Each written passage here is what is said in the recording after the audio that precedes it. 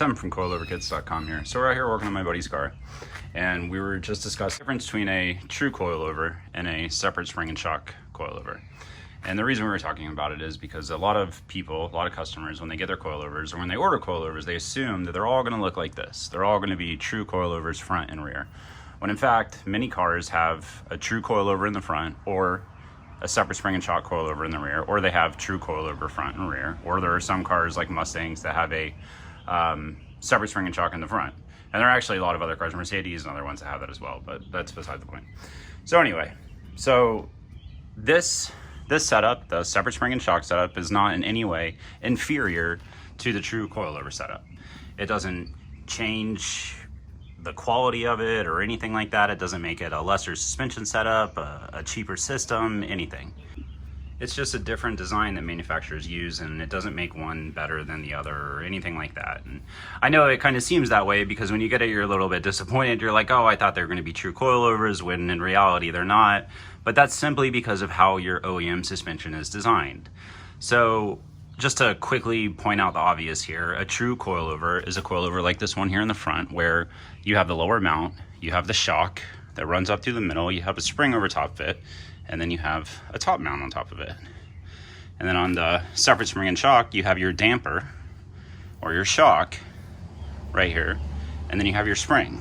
And on adjustable coilovers or coilovers that are height adjustable, you'll have a spring perch like this. This sits either on top of or below the spring, and use that to either shorten or lengthen the spring. So for example, if we wanted to, right now the car would be at max low. If we installed this in there in the rear would be at max low. That's what this, how with the rings adjusted all the way to the bottom of the adjuster and the spring at its shortest setting, the car would be at max low. Now if we threaded the rings all the way to the top of the adjuster like we have here, and I guess in theory they could go further, but I wouldn't go too much further than this. I mean, you could actually go all the way to the end on this setup.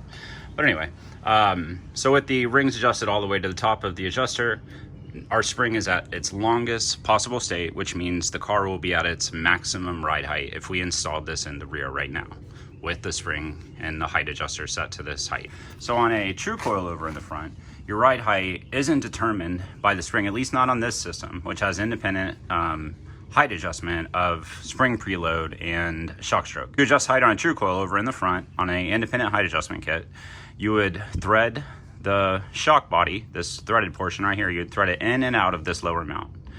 And if you wanted to make the car higher, you would thread the damper out of here, which would bring the lower mount down. It would make the overall length of the coilover longer. If you wanted to make it shorter, you would thread this ring up here and you would thread this lower mount up here until the damper touched right there in the bottom. That's as far as you could go. And then that would be maximum low. That would be the lowest you could set this coilover. And that's how you adjust ride height on the front. I'm sorry, on a true coilover. I say front out of habit because it's generally always the front that has the true coilover, and the rear is the one with separate spring and shock or divorced rear, or I don't know, there's all kinds of different names for it. But anyway, just a quick video we wanted to make, just showing you guys some of the differences between a true coilover and a separate spring and shock setup.